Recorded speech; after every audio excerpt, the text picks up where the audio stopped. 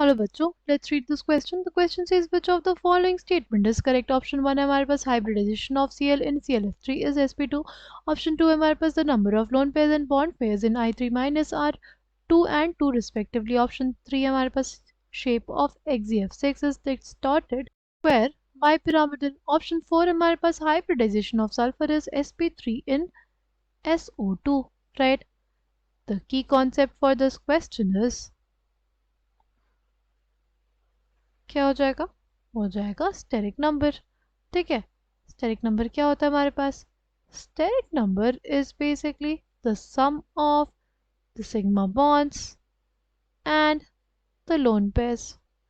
Right. It is basically the sum of sigma bonds and the lone pairs. Right. हमारे पास क्या है? ClF3 है ना.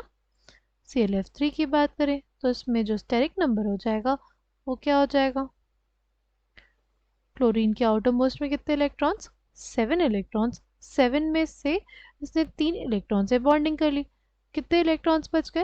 4 इलेक्ट्रॉन्स. राइट. यानी 2 लोन पेयर्स. तो लोन पेयर्स 2 हो गए, बॉन्ड पेयर्स हमारे कितने हो गए? 3. Steric number 5. Steric number 5 hybridization क्या हो जाएगा? हाइब्रिडाइजेशन हो जाता है sp3d. ठीक. ये ऑप्शन ए जो गलत हो गया. राइट. फिर अगर बात करते हैं नेक्स्ट ऑप्शन डी की बात कर लेते हैं. SO2 में अगर हम लोग बात करें सल्फर का स्टेरिक नंबर क्या हो जाएगा?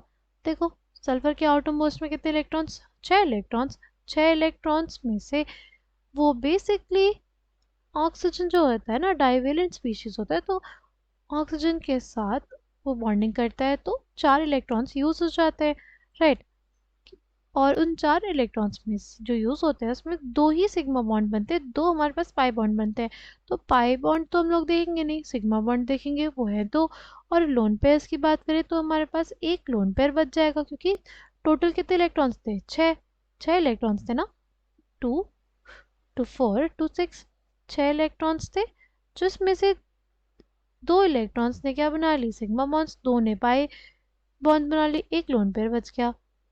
तो हमारे पास सिग्मा बॉन्ड हो गया. लोन पेयर कितना? एक.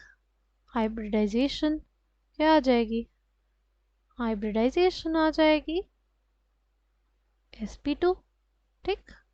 अगर हमारे पास स्टेरिक नंबर 3 होता है, हाइब्रिडाइजेशन क्या हो जाती है? sp2 हो जाती है. तो ऑप्शन 4 हमारा क्या हो गया? गलत हो गया. फिर अगर बात करते हैं XeF6 की, जीनॉन के आउटर मोस्ट में कितने इलेक्ट्रॉन्स? जीनॉन के आउटर मोस्ट में 8 इलेक्ट्रॉन्स और जिसमें से उसने 6 इलेक्ट्रॉन से बॉन्डिंग कर ली. एक लोन पेयर बच गया. तो स्टेरिक नंबर क्या आ जाएगा? Steric number for xenon will be 6 + 1 यानी 7. 7 यानी हाइब्रिडाइजेशन क्या? Hybridization will be hybridization will be sp3d3. ठीक. और अगर इसकी ज्योमेट्री की बात करें तो ज्योमेट्री क्या हो जाती है sp3d3 के लिए? हो जाती है पेंटागोनल बाइपिरामिडल. क्या होती है geometry? Pentagonal bipyramidal. But since उसके पास क्या है? एक लोन पेयर इलेक्ट्रॉन्स है, इसकी वजह से इसका जो शेप हो जाएगा वो डिफरेंट हो जाएगा. Shape will be distorted octahedral. Shape क्या हो जाएगा? डिस्टॉर्टेड ऑक्टाहेड्रल हो जाएगा. और इसी वजह से हमारे पास जो ऑप्शन 3 है वो गलत हो जाएगा. ओके. लास्ट है हमारे पास I3 माइनस. आयोडीन के आउटरमोस्ट में कितने इलेक्ट्रॉन्स होते हैं? आयोडीन के आउटरमोस्ट में बेसिकली प्रेजेंट होते हैं 7 इलेक्ट्रॉन्स. 7 में से हमारे पास 2 इलेक्ट्रॉन्स ने उसने क्या कर ली? बॉन्डिंग कर ली. बचे 5 इलेक्ट्रॉन्स और एक माइनस चार्ज भी है यानी एक एडिशनल इलेक्ट्रॉन्स है. राइट. तो हमारे पास क्या हो जाएगा? जो नंबर ऑफ लोन पेयर आ जाएंगे इसके पास वो कितने हो जाएंगे? हो जाएंगे 3. और जो बॉन्ड पेयर्स हो जाएंगे इसके पास वो कितने हो जाएंगे? वो हो जाएंगे 2.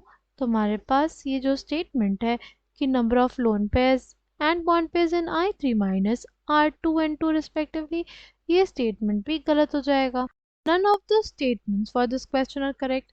Right? I hope you understood it well. Thank you and all the best.